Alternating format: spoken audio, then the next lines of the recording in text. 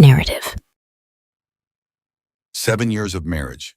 I had planned a quiet dinner at home, something simple but meaningful. Work had been hectic for both of us, so I figured a relaxed evening together would be the best way to celebrate. I bought her favorite wine, set the table, and even picked up a small gift. Nothing extravagant, just something personal. She hadn't mentioned anything about our anniversary that morning. No happy anniversary text, no hint that she remembered. I told myself she was just busy. Maybe she had something planned as a surprise. I tried not to overthink it. By evening, she still hadn't come home. No calls, no messages. I sent her a text. "Hey, what time will you be home? I've got something planned." No response. An hour passed, then another. The food got cold. The wine sat untouched. I was about to call her when my phone buzzed. "I need a break from being your wife." I stared at the screen. It was blunt, cold, no explanation. Just that. At first I thought it was a joke, a bad one. But there was no follow-up, no laughing emoji, nothing to soften the impact. I called her, straight to voicemail. I sat there staring at the dinner table I had set for us, trying to make sense of it. Was this a spur-of-the-moment thing? Something I said or did? I checked my messages, trying to find a clue. Something I might have missed. Nothing. A bad feeling crept in. I opened my laptop and checked our shared bank account. A recent transaction caught my eye. A luxury hotel reservation, same-day check-in. It didn't take long to put the pieces together. The location, the timing, her sudden need for a break. This wasn't just about needing space. I looked up the hotel online. It wasn't just any hotel. It was one of the most expensive ones in the city, the kind of place you don't book for some quiet self-reflection. I could have rushed over there, confronted her on the spot, but something held me back. What would that accomplish? A dramatic scene in a hotel lobby? An argument that would go nowhere? Instead, I took a different approach. I scrolled through her social media. A recent post from that morning, nothing unusual. Then I checked the pages of people she interacted with frequently. It didn't take long to find something that stood out. A guy from her office had also checked into the same hotel. Different post, but same location tag. Coincidence? I didn't think so. I had suspected something for a while, little things that didn't add up. Work trips that seemed too frequent, messages she dismissed too quickly. But I had ignored the signs, maybe because I didn't want to believe them. Now I didn't have to wonder anymore. I put my phone down, took a deep breath, and made a decision. I wasn't going to act impulsively. If she had planned this, I needed to plan my response. This wasn't just about a bad night. This was about my next move. I cleared the table, put the food away, and sat down with my laptop. If she wanted a break from being my wife, I was about to give her exactly that. I wasn't going to confront her yet. That would be too easy for her. She'd have excuses ready, half-truths, maybe even try to twist the blame onto me. No, I needed something stronger than accusations. I needed proof. I started with the basics. Our phone plan allowed access to call and text logs, so I checked hers. A specific number kept showing up, late at night, early in the morning, during lunch breaks. It wasn't saved in her contacts, but I recognized it. The same guy from her office who had checked into the hotel. Next, I logged into our shared cloud storage. We rarely used it, but every now and then, photos would automatically back up. I scrolled through the recent uploads. There it was, a picture she must have taken without thinking. A shot of her cocktail glass on a marble table. The reflection of a man's hand holding another drink, just barely visible. The hotel's distinct logo in the background. She didn't even bother to hide it. I kept digging. Her laptop was still logged into our home Wi-Fi. I knew she had a separate personal email, but she often forgot to log out. A quick search, and I found drafts of emails she had never sent, messages venting about how she needed something more, how things just happened between her and him, how she was tired of pretending. It wasn't just some random mistake. It wasn't a drunken lapse in judgment. This had been planned for weeks, maybe months. She had checked out of our marriage long before I even realized.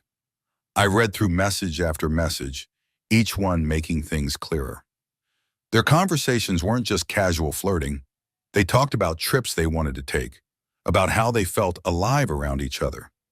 She even joked about how clueless I was, how easy it was to lie. I sat there absorbing every detail.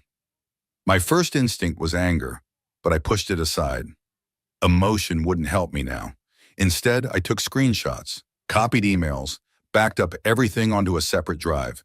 If this was going to end, I wasn't going to leave anything to chance. Then I checked our financial records. I wanted to know how much of our money had gone into financing her little getaway. Hotel stays, expensive dinners, spa visits, all charged to our joint account. That was the final confirmation. She wasn't just cheating, she was doing it on my dime. I had seen enough. I closed everything, locked the files away, and sat back. The reality of it all settled in. This wasn't something we could fix. There was no coming back from this. She thought she was in control, that she could keep living this double life while I remained oblivious. But she was wrong.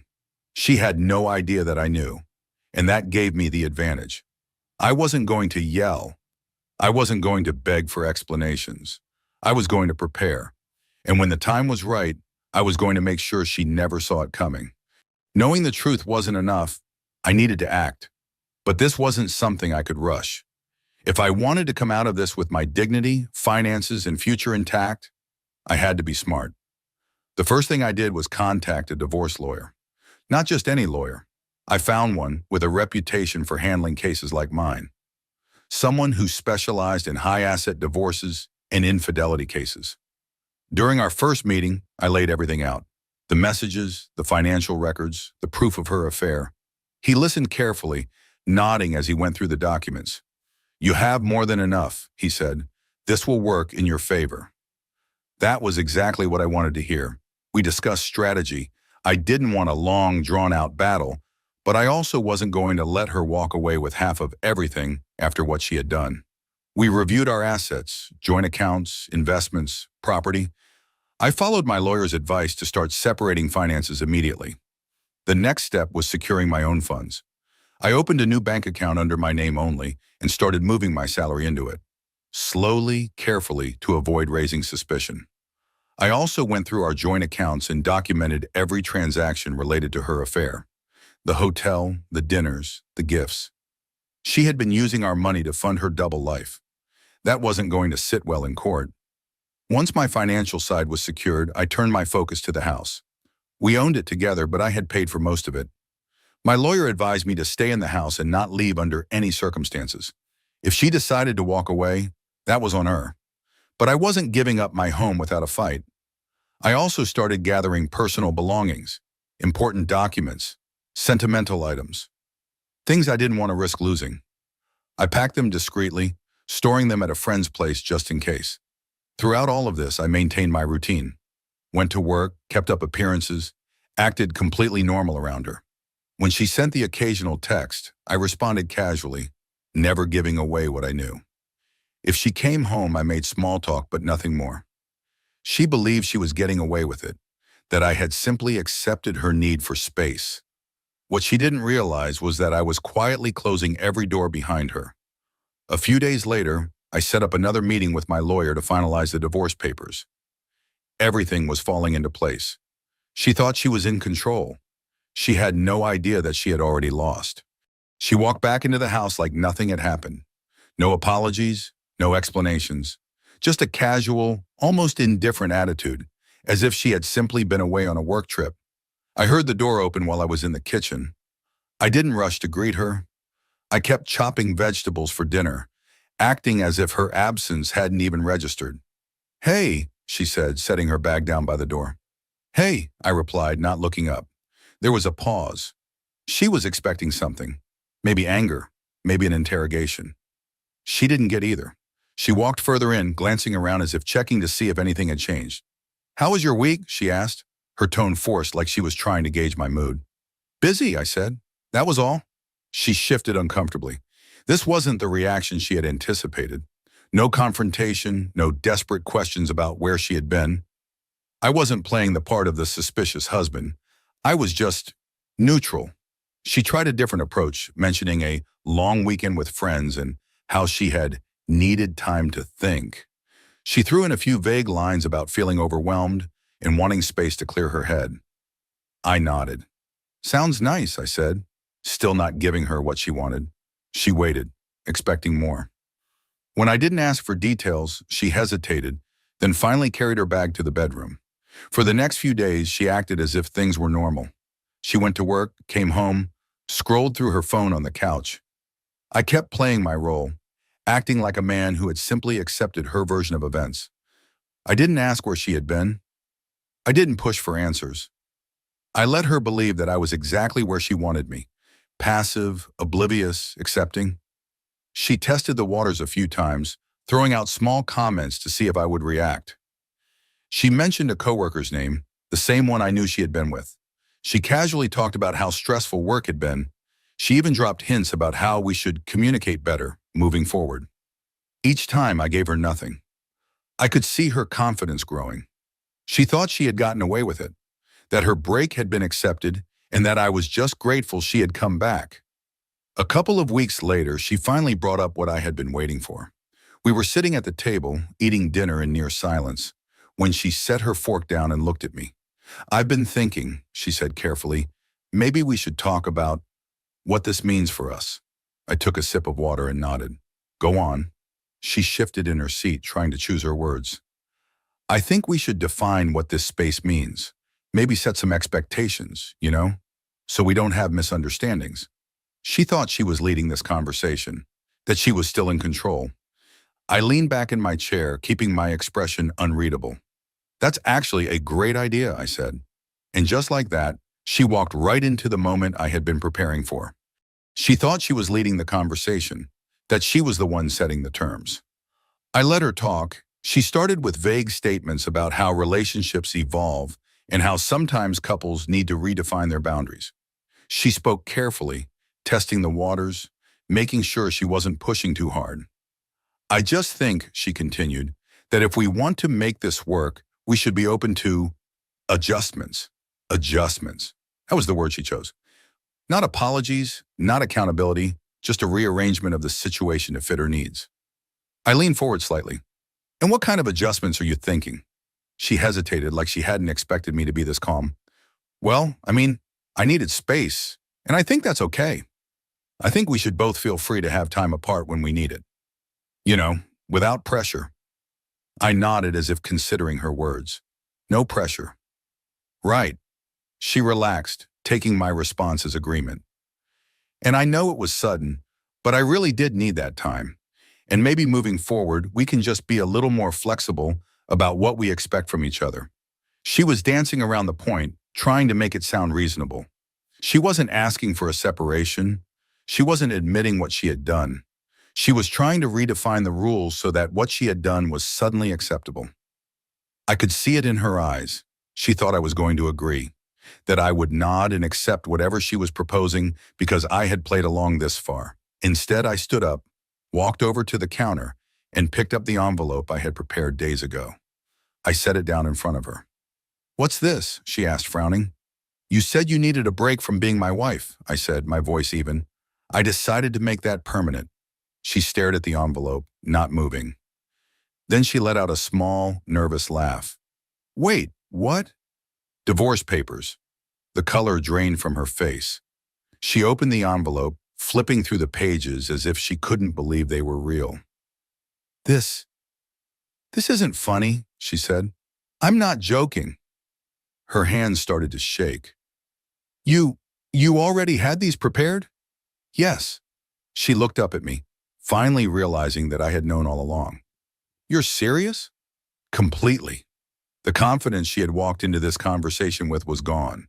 Her entire plan had crumbled in seconds. She shook her head, trying to gather herself. We don't have to do this. We can talk about this. I was just suggesting. No, I interrupted. You weren't suggesting anything. You were just trying to justify what you've already been doing. Her mouth opened, but no words came out. You made your choices, I continued. You took your space. You spent our money on your little trips, and you thought I'd just sit here and wait for you to decide what happens next. She swallowed hard. I never meant. I don't care what you meant, I said. This is happening, and since I already have all the proof, I suggest you sign those papers before this gets ugly." For the first time, she realized she had lost control. She wasn't the one deciding what happened next. I was. She sat there, gripping the divorce papers like they might disappear if she held them tightly enough. Her mind was scrambling, searching for a way out, for some angle she could manipulate. But there wasn't one. Not this time. I don't understand why you're doing this," she finally muttered. I laughed, a short, humorless laugh. "You don't understand?" I repeated. "You lied, you cheated, you spent our money on your affair, and now you're surprised that I don't want to be married to you anymore?" She shook her head. "It wasn't like that. It was exactly like that." I cut her off. "And the worst part? You didn't even have the decency to be honest about it. You wanted to keep me on standby while you figured out what you wanted. But I'm not an option, and I'm sure as hell not waiting around for you to decide if I'm worth it." Her breathing was uneven now. Panic was setting in. "You don't have to do this," she tried again. "We can work through this." I sighed. "No, we can't.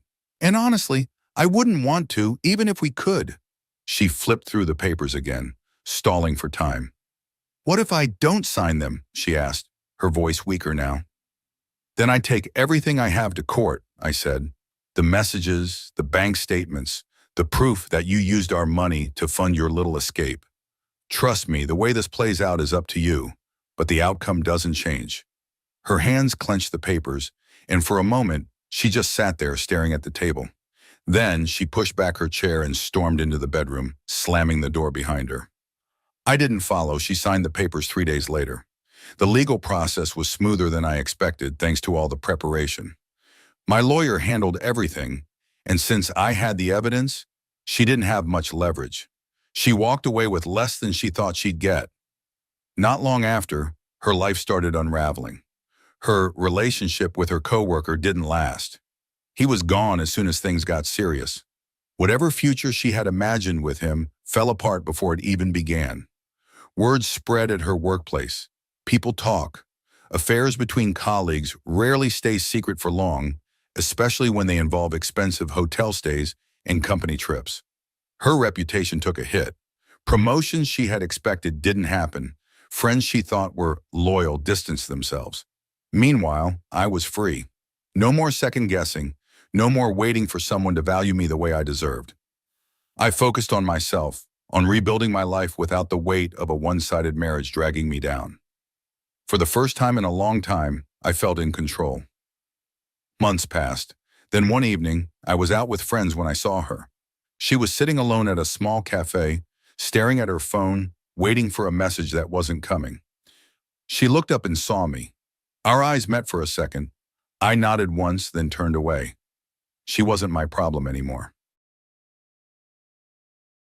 Our story has come to an end. If you've made it this far, how about subscribing to our channel? It helps us immensely. I've selected 2 other videos for you that I'm sure you'll enjoy. Feel free to click on them. I'll be waiting for you in the next story. See you soon.